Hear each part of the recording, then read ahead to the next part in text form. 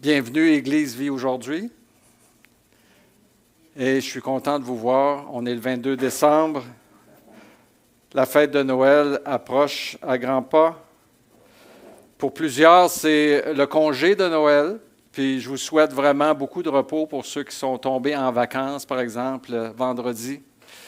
Ou ceux qui vont avoir quelques journées de vacances durant la semaine.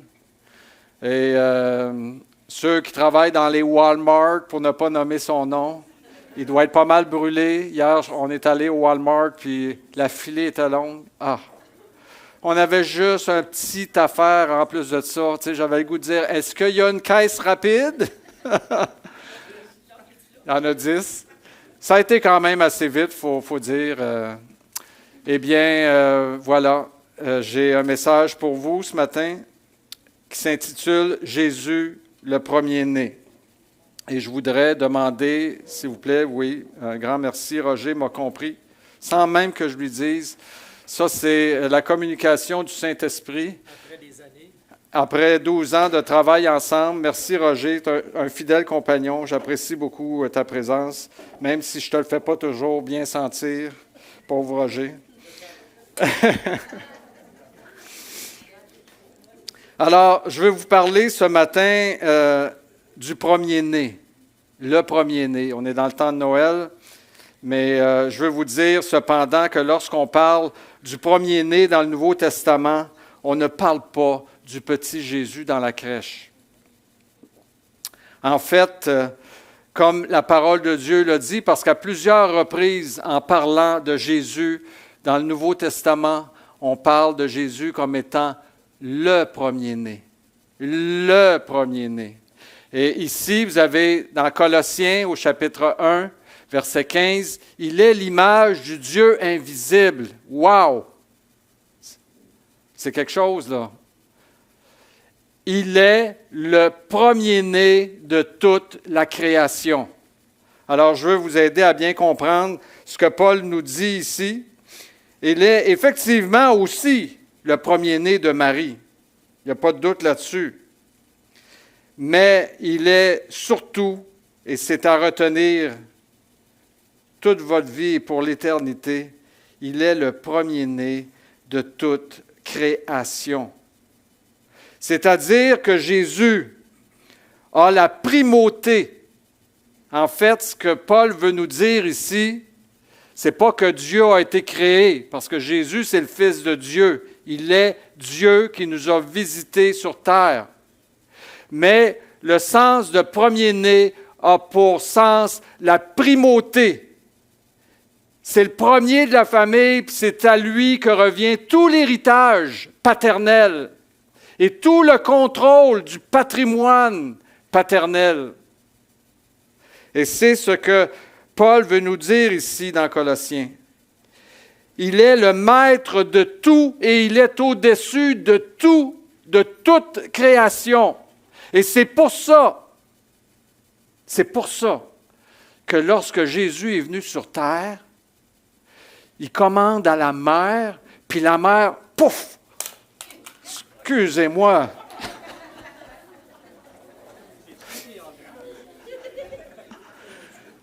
Vous allez la retenir, celle-là. Hein? C'est pour ça également que Jésus est arrivé en marchant sur l'eau. C'est pour ça que Jésus commande aux malades puis ils sont guéris. C'est pour ça que Jésus commande au pain de se multiplier et aux poissons de se multiplier, puis ils se multiplient pour 5000 hommes sans compter les femmes et les enfants. C'est pour ça que Jésus commande aux morts de sortir du tombeau, puis ils sortent du tombeau même après 4 jours de corruption. Je vous le dis, là, si Jésus avait tout simplement commandé au soleil de s'éteindre, le soleil se serait éteint en un instant. Si Jésus avait dit aux mers de s'assécher, elles se seraient asséchées en un instant. Même les démons, les esprits lui étaient soumis. Tout le monde était étonné. Mais pourquoi? Comment cela est-il possible? Mais qui est-il? Il est le premier-né de toute la création, c'est-à-dire que toute la création lui a été donnée. Toute la création lui appartient et il commande à sa création et sa création se réalise et s'exécute. Es-tu grand, notre Seigneur? C'est-tu extraordinaire de l'avoir comme Seigneur et Sauveur? Le premier-né de toute création. Et c'est de lui qu'on veut parler ce matin, non pas du petit Jésus dans la crèche, mais du premier-né de toute la création.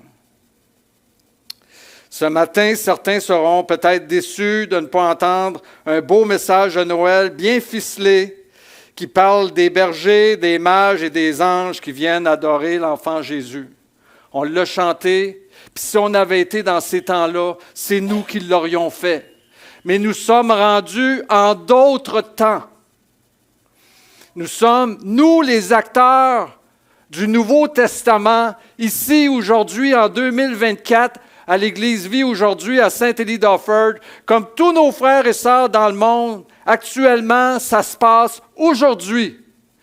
Et c'est pour ça qu'on a décidé un jour de dire comment va s'appeler notre Église. Notre Église va s'appeler Vie aujourd'hui. Parce que c'est aujourd'hui que ça se passe. C'est aujourd'hui que le Seigneur est là parmi nous. C'est aujourd'hui que Jésus agit au milieu de nous et dans ce monde pour sauver des hommes et des femmes que nous sommes, pour sauver les pécheurs que nous sommes. Merci Seigneur. Commande. Et cela va s'accomplir. Ce matin, dans la prière, moi et Paul, je priais puis je disais, Seigneur, commande que ceux parmi nous qui ne te connaissent pas encore, qui ne sont pas nés de nouveau, se lèvent et viennent devant l'Église pour t'accepter comme Seigneur et Sauveur. Commande, Seigneur, et ça va s'accomplir. Tu n'as qu'à dire une parole, Seigneur, et cela va s'accomplir.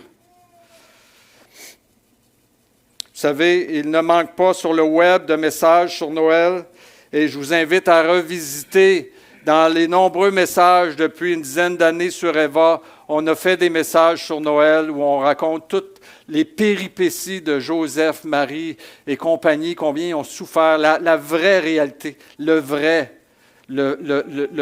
Noël, en fait, tel qu'il s'est passé il y a 2000 ans. Noël représente aujourd'hui, et d'ailleurs, j'ai un livre ici qui est un très bon livre. Je pensais qu'on l'avait à la bibliothèque de l'Église, mais je vais le commander. On va l'avoir en début d'année. Ça s'appelle « Noël caché, la vérité surprenante de la naissance du Christ » par Timothée Keller. Et c'est vraiment intéressant de voir, je n'aurais pas pensé que Marie avait vécu ça de même, Noël, tu sais. Puis Joseph aussi.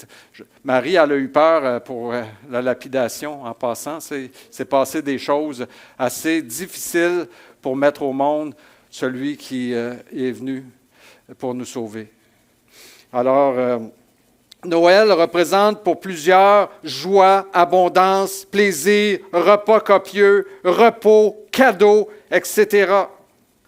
Mais il n'en était rien c'était pas du tout ce qu'a vécu la famille qui a mis au monde Jésus, pour Marie, Joseph et pour tous les intervenants cités dans les évangiles. Et encore aujourd'hui, en fait, Noël, il faut comprendre, nous comme chrétiens, que Noël ne fait pas que des heureux. Nous, ici, on chante, on se réjouit, on va bien manger tout à l'heure, on va avoir des cadeaux. C'est le fun, Noël, dans un sens. C'est une belle fête. Mais ce n'est pas le cas pour beaucoup, probablement des centaines et des centaines de milliers d'hommes et de femmes au Canada qui vivent. Parce que Noël, là, pour ceux qui sont seuls, avez-vous remarqué, ils se sentent encore plus seuls dans le temps de Noël. Pour ceux qui sont pauvres, là, ils se sentent encore plus pauvres. Pourquoi? Parce qu'on diffuse partout, l'amour, la joie, l'abondance, les repas copieux, puis le bonheur, etc.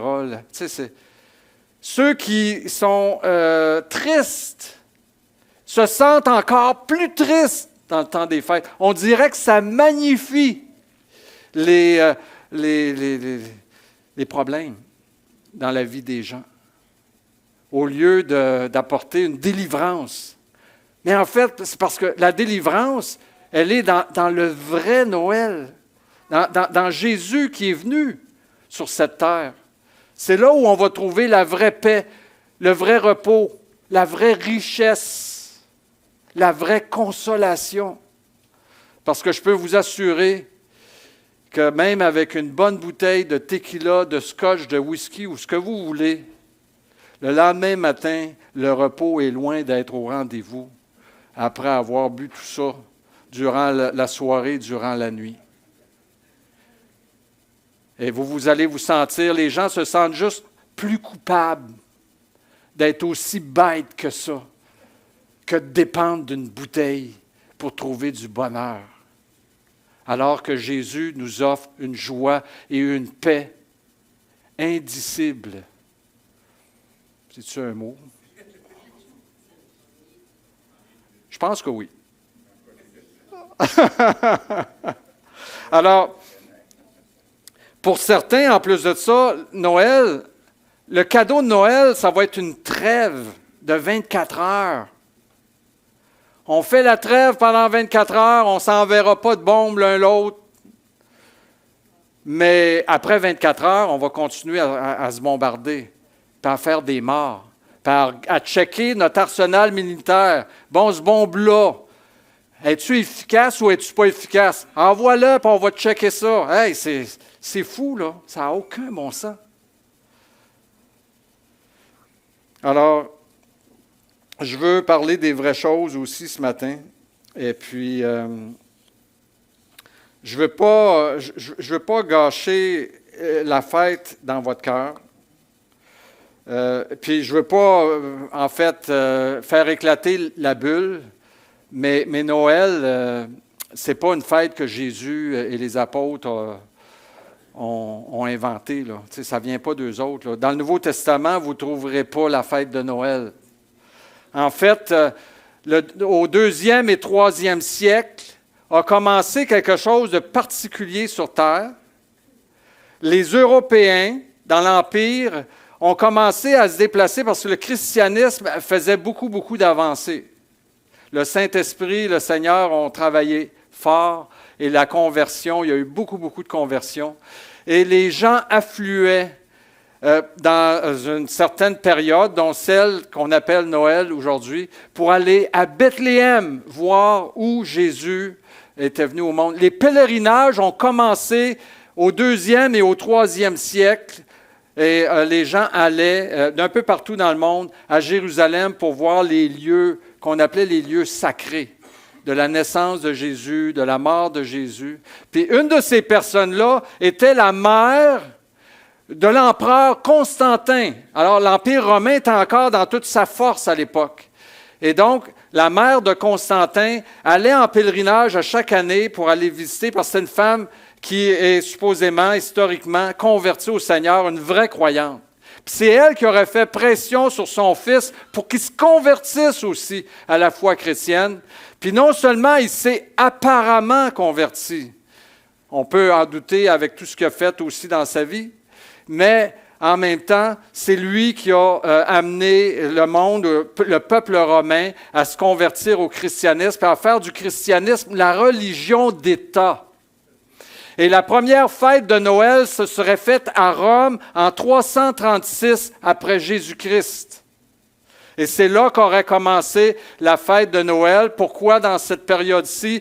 Parce que, en fait, ce que l'empereur voulait faire, et les empereurs, Théodose après lui, ont voulu faire, c'est de remplacer les fêtes païennes. Ils voulaient enlever, et ils sont passés du polythéisme, et ils ont reconnu que la foi à un seul Dieu, c'est pas mal plus logique que de croire en plusieurs dieux. Et donc, ils ont remplacé des fêtes païennes par des fêtes chrétiennes. Et Noël, bien, pourquoi pas, c'est la fête du solstice d'hiver. D'ailleurs, le solstice d'hiver a eu lieu dans la nuit du 21 décembre, ça vient d'avoir lieu. Et c'est pour ça qu'on fête Noël le 25 décembre maintenant. Mais on sait que ce n'est pas la date où Jésus est né, là, entre vous et moi. Là, on ne sait pas. On n'a aucune idée de la date à laquelle Jésus est venu au monde. À l'époque, on ne fêtait pas les gens très, très riches qui étaient dans la grande noblesse pouvaient fêter des anniversaires. Mais chez les pauvres gens, les gens ordinaires, on ne fêtait pas notre fête à chaque année. T'sais. Nous, on se fête l'un l'autre. Hey, c'est ma fête aujourd'hui, c'est bingo. On s'emmène au restaurant, on fait des cadeaux. Mais dans ce temps-là, on ne faisait pas ça. Puis c'est pour ça qu'on ne sait pas à peu près à quelle date Jésus est né. Sa date de fête, on ne la connaît pas. Ça n'existait pas. Ce n'était pas une tradition dans ce temps-là. Alors, maintenant, moi, je suis quand même content que la fête de Noël existe. Pourquoi? Parce que ça permet aux chrétiens de parler de Jésus. Ça, c'est le premier avantage que j'y vois. Et puis, mais encore une fois, combien de temps Noël va exister? Ça, c'est une grande question qu'on peut se poser. Puis, il ne faut pas se leurrer. Si Noël existe encore, c'est parce que c'est rendu une fête commerciale. Parce que si ce n'était pas une fête commerciale, je ne suis pas sûr que Noël existerait encore. Surtout avec ce qui se passe aujourd'hui autour de nous. Dans tous les pays occidentaux actuellement, la religion cause un problème pour les dirigeants. Vous n'entendez parler comme moi. On n'a qu'à penser à l'auto Bélier, là, dernièrement en Allemagne, là, pour des motifs religieux encore. Il y a un gars qui est arrivé à 150 km/h, c'est complètement fou, dans un marché de Noël. Un médecin en plus de ça. Aujourd'hui, on ne peut pas dire que parce que tu es bien instruit que tu vas garder la tête sur ses épaules. Et d'un autre côté, il y a le fanatisme religieux et la radicalisation des gens. Et de l'autre côté, il y a la laïcisation croissante des institutions. Puis nous, on est pris entre l'écorce et l'arbre, nous, comme Église chrétienne, comme chrétiens, comme croyants dans tout ça. On ne veut pas faire de vagues. On n'est pas là pour faire du trouble, pour faire des manifestations, pour s'opposer au gouvernement. On est juste là pour porter l'Évangile. Mais on est pris là-dedans et on va finir par payer un jour pour ceux qui font le mal. Les bons, ils finissent toujours par payer pour ceux qui font le mal. Vous avez remarqué ça, hein? Et ça va venir aussi pour l'Église. Actuellement, puis c'est de notoriété publique, ça l'a passé dans les journaux maintenant, mais il y a quelqu'un qu'on connaît très bien, que David Potier, tu connais David Potier, hein? Oui. Il a été dans la même église, Michel, tout ça, vous l'avez aidé, vous avez prié pour lui, pour qu'il commence un ministère, puis aujourd'hui, il est rendu pasteur de la chapelle, puis ils ont reçu, vous savez, la plupart d'entre vous savez aujourd'hui qu'ils ont reçu une très mauvaise nouvelle, parce qu'ils ne peuvent plus se réunir là où ils se réunissaient. Justement. Donc, on ne sait pas ce qui va arriver. C'est un sujet de prière. Je vous encourage à prier pour eux. Vous le connaissez en plus de ça. C'est en quelque sorte un peu votre enfant spirituel. Mais c'est la réalité des églises chrétiennes. C'est à un moment donné, est-ce qu'on va nous laisser nous réunir comme chrétiens dans la société? Donc, je veux revenir quand même à nos moutons. OK? J'ai un sujet de message qui est le premier-né. On a vu que Jésus est le premier-né. Il est décrit comme le premier-né de toute la création, mais il est aussi le premier-né de plusieurs frères, tel qu'il est écrit ici, Romains 8, 29, « Car ceux qu'il a connus d'avance, il les a aussi prédestinés à être semblables à l'image de son Fils, afin que son Fils fût le premier-né entre plusieurs frères. » Encore ici, premier-né n'a pas le sens de créer.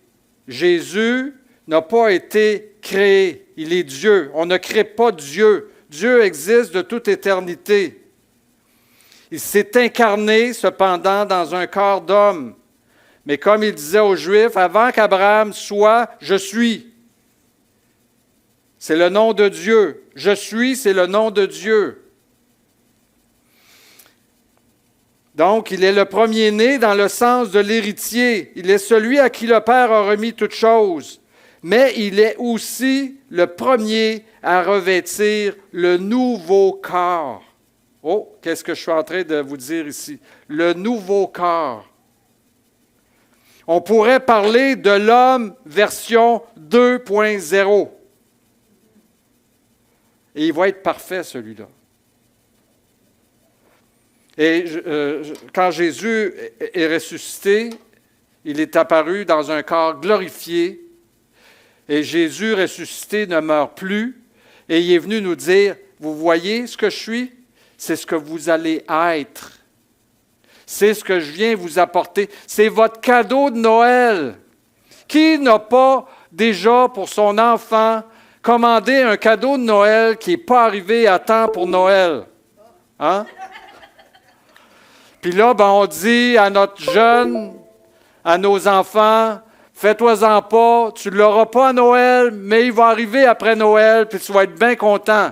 Fait que là, l'enfant, il l'attend, il a hâte que le cadeau arrive. Bien, c'est un peu comme ça. On a un cadeau de Noël qui est commandé. Et ce cadeau-là, c'est un corps glorifié. C'est l'homme et la femme 2.0, qui ne pêchent plus, qui ne meurent plus, qui n'est plus malade, qui n'est plus souffrant, qui n'est plus angoissé, qui n'a plus aucun défaut pour l'éternité. OK? C'est pas peu de choses, là.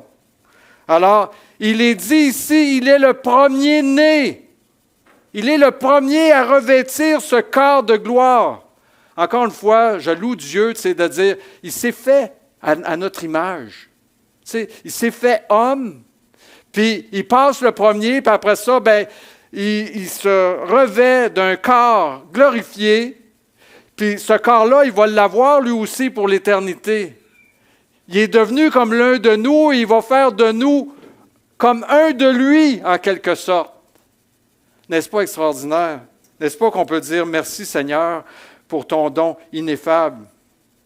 Et ici, on a 2 versets qui confirment ces choses. Le premier dit, « Et de même que nous avons porté l'image du terrestre, nous porterons aussi l'image du céleste. » Et dans Philippiens, il est dit, « Mais notre cité à nous, même si on est ici pour l'instant, elle est dans les cieux, d'où nous attendons aussi comme sauveur le Seigneur Jésus-Christ, qui transformera le corps de notre humiliation en le rendant semblable au corps de sa gloire, par le pouvoir qu'il a de s'assujettir toutes choses. » Je vous l'ai dit, hein? Il est le premier-né de toute la création. Il commande et ça s'accomplit. Et moi, j'ai tellement hâte de voir ce spectacle extraordinaire où, lorsqu'il va commander, qu'on vienne le rejoindre sur la nuée, les morts d'abord, puis nous qui l'attendons pour son retour, on va tous arriver en présence du Seigneur. Ça va être extraordinaire. On ne peut pas imaginer ce à quoi on est appelé à vivre.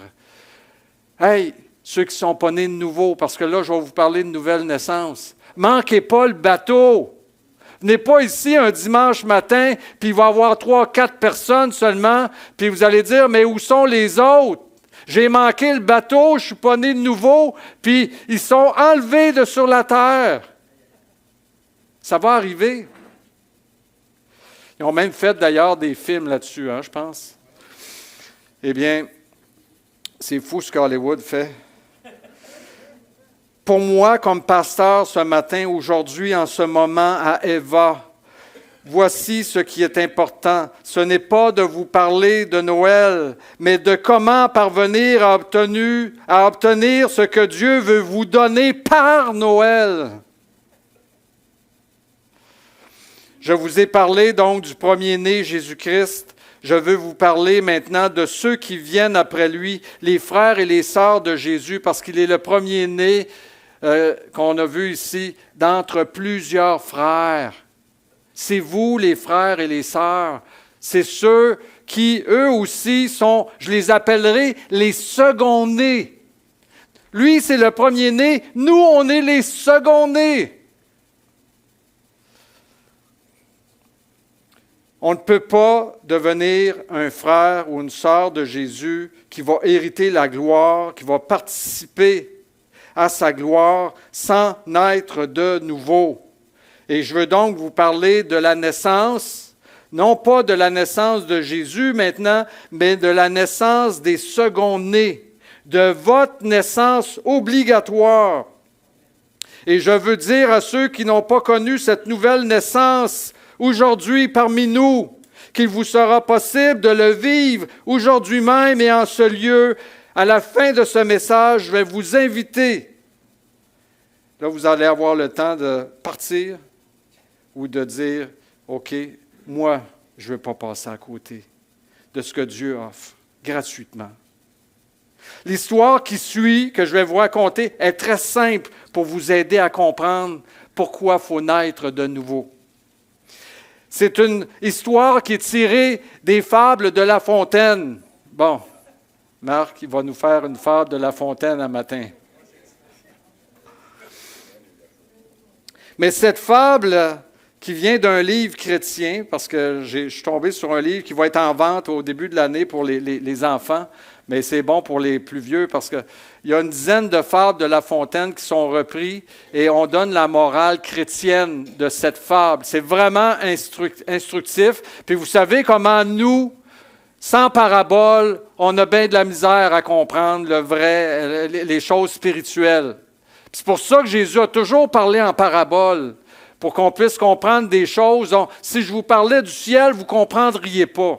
C'est ce que Jésus a dit à Nicodème. Alors, l'histoire que je vais vous raconter, c'est l'histoire de la chèvre qui voulait devenir un lion.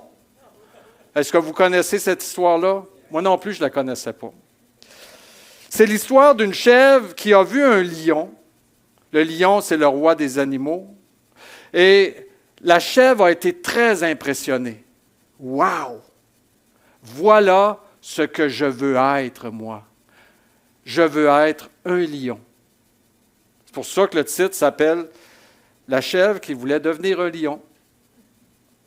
Et là, la chèvre ne savait pas comment faire pour devenir un lion, fait qu'elle est allée voir l'animal le plus sage de la savane.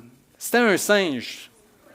Il ressemble à l'homme, probablement. Peut-être que c'est la raison pour laquelle c'est un singe. Donc, la chèvre va voir le singe et lui dit « Je veux devenir un lion, peux-tu me dire comment je dois faire? » Et le singe se gratte la tête un petit peu.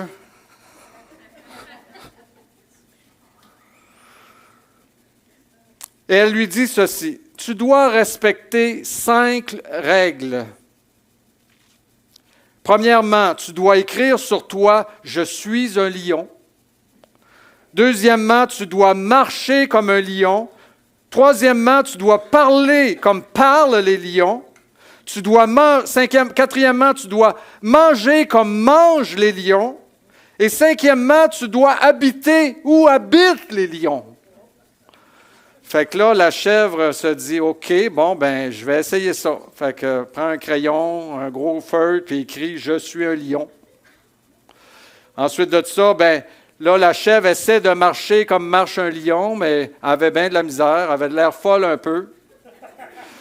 Et là, elle s'est mise à rugir comme un lion parce qu'elle voulait parler comme parle un lion, puis ça sortait bien mal aussi. Et elle a décidé de manger ce que mangent les lions, fait qu'elle a trouvé un os, puis elle s'est mise à prendre l'os dans sa bouche, puis à essayer de le manger. Puis là, elle a dit, je vais aller tester pour voir qu'est-ce que ça a l'air. Et là, elle va rencontrer la girafe, puis la girafe se tord en deux de voir une chèvre essayer d'être comme un lion. Et puis, mais c'est parce que la chèvre dit, oui, mais c'est parce qu'il me reste une chose à faire maintenant. Je dois aller habiter là où habitent les lions. Alors, la chèvre part avec son os dans sa bouche et, en essayant de marcher comme un lion, puis de rugir, puis de faire comme un lion. Puis là, quand elle est arrivée, elle a vu la caverne des lions. Elle a dit, voici là où je dois habiter. Elle n'avait pas fait 3 pas dans la caverne qu'un lion sortit et la dévora tout rond. Alors, on rapporta cet événement au vieux singe pour qu'il augmente sa sagesse et qu'il puisse donner de meilleurs conseils. Et le singe conclut ceci, il dit « Ouais, finalement, la prochaine fois, je vais dire que la seule façon d'être un lion, c'est de naître dans la peau d'un lion. » Maintenant, la morale de cette histoire, pour nous, pour vous tous ici dans l'Église, pour ceux, entre autres aussi, qui aimeraient être un chrétien, un homme de Dieu, une femme de Dieu, un enfant de Dieu destiné à la gloire. Dire que tu es chrétien ne fait pas de toi un chrétien, un enfant de Dieu ou un frère de Jésus destiné à la gloire. Quand bien même tu vas porter un gilet où c'est écrit « Je suis chrétien, j'aime Jésus » avec une casquette ou peu importe, des souliers, partout où ça va être indiqué sur toi « Je suis chrétien », ça ne fait pas de toi un chrétien. Faire de bonnes œuvres, aimer Dieu et aimer son prochain, aller à l'Église, chanter des louanges, prier, lire la Bible, faire tout ce que fait un chrétien ne fera pas de toi un chrétien, un enfant de Dieu destiné à la gloire. Il n'y a qu'une seule façon de devenir un enfant de Dieu, de devenir un frère du Seigneur. Un homme et une femme destinés à la gloire qui va revêtir cet homme 2.0 dont j'ai parlé. Il te faut naître dans la peau d'un chrétien. Alors voici ce que Jésus a dit à Nicodème. Et vous allez voir comment le plan de Dieu, vous allez mieux comprendre au travers de cette histoire pourquoi Jésus a enseigné ce qu'il a enseigné à Nicodème. Parce que Jésus savait bien qu'il ne pouvait pas dire à personne, « Ben, tu as juste à suivre ce qui est écrit dans la loi, puis tu vas rentrer dans le royaume des cieux. Tu as juste à faire et à pratiquer ce que Moïse a prescrit, et tu vas rentrer dans le royaume des cieux. » Jésus a dit à Nicodème qui avait voulu toute sa vie entrer dans le royaume de Dieu et devenir un enfant de Dieu sans jamais y parvenir, malgré tous ses efforts. Jésus a dit ceci à Nicodème. En vérité, je te le dis, si un homme ne naît de nouveau, il ne peut voir le royaume de Dieu. Comprenez-vous? Nicodème, il était rendu docteur d'Israël. Ce gars-là, il a consacré toute sa vie à Dieu, à connaître Dieu, à apprendre Dieu, puis à enseigner Dieu aux autres. Puis cet homme-là n'était pas sauvé. Et si quelqu'un aurait pu être sauvé, c'est bien Nicodème. Nicodème avait un bon cœur. C'est lui qui s'est levé devant le Sanhédrin pour dire, est-ce qu'on va juger un homme avant qu'il ait comparu devant nous? Est-ce qu'on va le condamner à mort avant qu'il ait été jugé? Et c'est ce Nicodème qui est allé également aider à descendre Jésus de la croix, apporter des aromates pour son embaumement. Nicodème croyait en Jésus.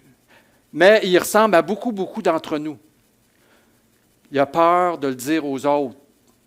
C'est pour ça qu'il est allé voir Jésus de nuit, pour ne pas perdre sa réputation face aux pharisiens. Mais Jésus connaît les cœurs. C'est pour ça que Jésus n'a pas reçu Nicodème en disant « Ma face de pharisien, toi. » Si tu penses que, non, tu viens me voir de nuit, tu veux te cacher, je t'aime. Je vois ton cœur. Je sais que tu es sincère, puis je sais que toi, un jour, tu vas être dans le royaume avec moi, parce que je suis convaincu que Nicodème va être avec nous dans l'éternité, qui est né de nouveau. Jean en a parlé comme de quelqu'un qui connaissait très bien, et Jean est très précis dans son évangile. Alors, voilà ce que Jésus lui a dit, Nicodème, il te faut naître de nouveau. C'est ça, il n'y a pas d'autre façon de devenir un élu un saint, un enfant de Dieu que de naître de nouveau. Puis Nicodème a dit, oui, mais comment cela est-il possible? Est-ce que je peux rentrer dans le sein de ma mère? Tu sais, explique-moi, là, je ne comprends pas. Puis je sais qu'il y en a qui ne comprennent pas, là. Puis qui disent, OK, moi je veux bien naître de nouveau, mais qu'est-ce que je dois faire? Et là, Jésus en a rajouté. Jésus a dit, voici Nicodème, je te le dis, si un homme ne naît d'eau et d'esprit, il ne peut entrer dans le royaume de Dieu. Ce qui est né de la chair est chair, et ce qui est né de l'esprit est esprit. Ne t'étonne pas que je t'ai dit, il faut que vous naissiez de nouveau. Moi, quand je suis venu au monde, là, j'ai rien fait. OK? J'ai même pas présenté ma mère à mon père. J'ai même pas dit, allez dans la chambre. Tu sais, j'ai rien fait. J'ai absolument rien fait, puis je suis venu au monde. J'ai été formé par Dieu. Je suis venu au monde. Pensez-vous que vous avez quelque chose à faire pour naître de nouveau?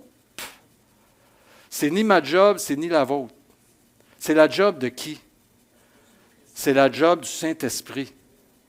C'est de ça que Jésus parle. Puis c'est pour ça que Jean a dit, moi je vous baptise d'eau, mais celui qui vient après moi, lui là, il va tout vous faire naître de nouveau. Pourquoi? Parce que lui, il va vous baptiser du Saint-Esprit. Moi, le jour où j'ai donné ma vie au Seigneur, là, le lendemain, tout a changé, tout était différent. C'est quoi qui se passait? C'est le Saint-Esprit qui est venu dans ma vie et qui a renouvelé mon cœur, mon intelligence, puis qui a fait de moi une nouvelle créature. Je n'ai pas besoin de faire semblant d'être chrétien. Je suis chrétien. Je suis né de nouveau, comme chacun d'entre vous, majoritairement. Mais il y en a parmi nous qui ont besoin de naître de nouveau, puis qui n'ont pas connu encore cette nouvelle naissance. Puis c'est pour ça que je vous dis, le message important pour moi, avant-hier, depuis 2 semaines, je me dis, qu'est-ce qu'on devrait apporter le 22 décembre à Eva? Ce qui est important, c'est le salut de votre âme. C'est ça qui est important. Puis c'est pour ça que je prêche ce message-là ce matin. Parce que vous êtes important pour Dieu, je vous l'ai dit tout à l'heure, puis vous êtes important pour moi également. Vous êtes important pour la communauté de l'Église Vie aujourd'hui. Et on veut que vous naissiez de nouveau pour participer à la même gloire que nous.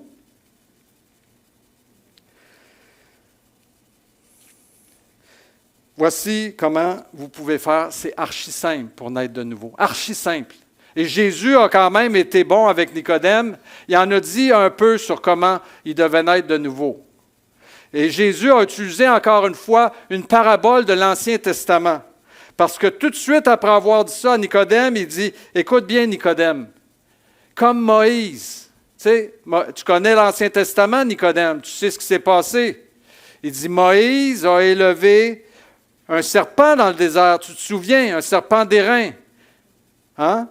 Parce que tous ceux qui avaient été, Dieu avait envoyé un fléau sur un peuple rebelle, et pour les châtier, puis pour les ramener à la sainteté, Dieu a envoyé des serpents brûlants, et ceux qui étaient mordus par les serpents mouraient, puis ça mourait à pelleter. Encore une fois, pour Dieu, qui commande toute chose, facile de dire, serpent, sortez et attaquez. Tu sais, c'est comme... Et là, quand le peuple s'est mis à crier pour dire « Sauve, sauve, sauve », Moïse est allé à l'Éternel et l'Éternel a dit « Tu vas forger un serpent d'airain, tu vas le lever bien haut sur une perche et tous ceux qui sont dans le camp, qui ont été mordus, tout ce qu'ils ont à faire, c'est de sortir la tête de la tente puis de regarder le serpent d'airain. C'est tout. Puis ils ne mourront point. N'est-ce pas miraculeux? Ce n'est pas une fable, ça s'est passé pour vrai. Et Jésus dit ceci, il dit, « Il faut de même que le Fils de l'homme soit élevé, comme le serpent d'airain. » Comment Jésus a été élevé? Tout le monde sait que Jésus a été mis sur une croix. Il a été élevé sur la croix. Et toute l'humanité sait que Jésus est mort sur cette croix. Et qu'est-ce que le Seigneur demande? Regarde à Christ qui est mort sur la croix pour toi. Jésus dit, afin que quiconque croit en lui ait la vie éternelle. Voilà comment tu peux naître de nouveau. Je veux te tendre la main ce matin pour naître de nouveau. Et je veux te rappeler une parole de l'Évangile qui dit, c'est pas la première fois que tu l'entends sans doute, je l'utilise régulièrement pour faire un appel pour ceux qui doivent naître de nouveau, pour devenir co-héritiers de Christ. Si tu confesses de ta bouche le Seigneur Jésus et si tu crois dans ton cœur que Dieu l'a ressuscité des morts, tu seras sauvé. C'est pas compliqué, hein? Paul dit, c'est facile d'être sauvé. La parole est près de toi. Elle est sur tes lèvres, elle est dans ton cœur. Et il dit, car c'est en croyant du cœur qu'on parvient à la justice et c'est en confessant de la bouche qu'on parvient au salut. Pourquoi est-ce que je t'invite ici en avant à venir dire à l'Assemblée, je crois en Jésus? C'est parce que je veux te faire accomplir les Écritures. Parce que ce n'est pas celui qui crie « Seigneur, Seigneur » qui va rentrer dans le royaume de Dieu, mais celui-là seul qui fait la volonté de mon Père. Et la volonté de mon Père, elle est dans la parole de Dieu. Et c'est la parole de Dieu que je vous apporte maintenant. Maintenant, si vous ne venez pas en toute humilité, en comprenant que sans Jésus, vous ne rentrez pas au ciel. Sans Jésus, vous ne pouvez pas aller avec Dieu.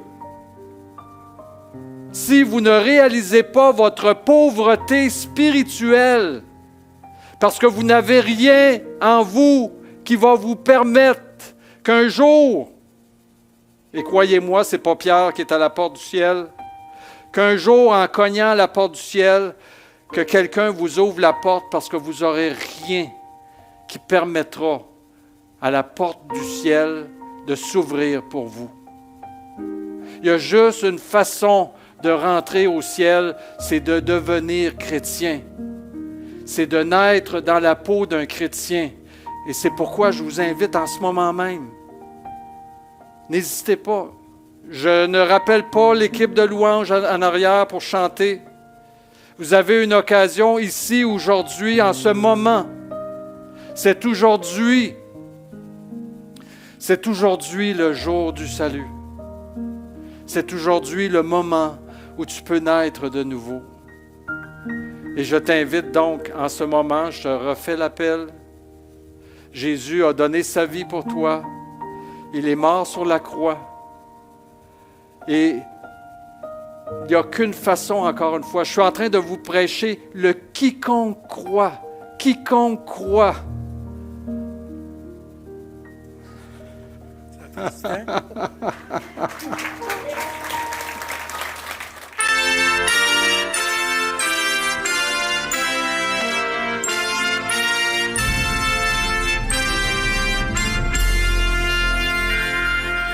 Peuple fidèle, le Seigneur t'appelle, c'est fête sur terre, le Christ est né. Viens à la crèche, voir le roi du monde.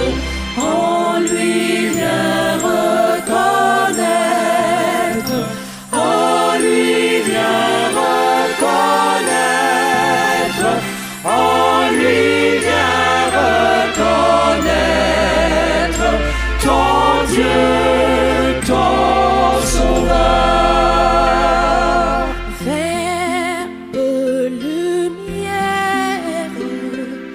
et splendeur du Père, il naît d'une mère, petit enfant. Dieu véritable, le Seigneur fait homme, en lui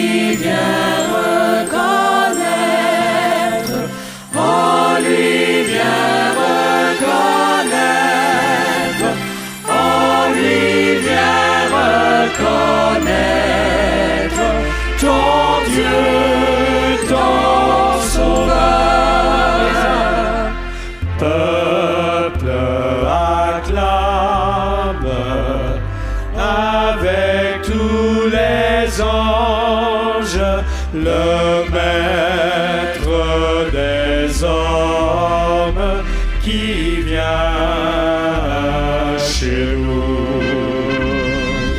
Dieu qui se donne à tous ceux qui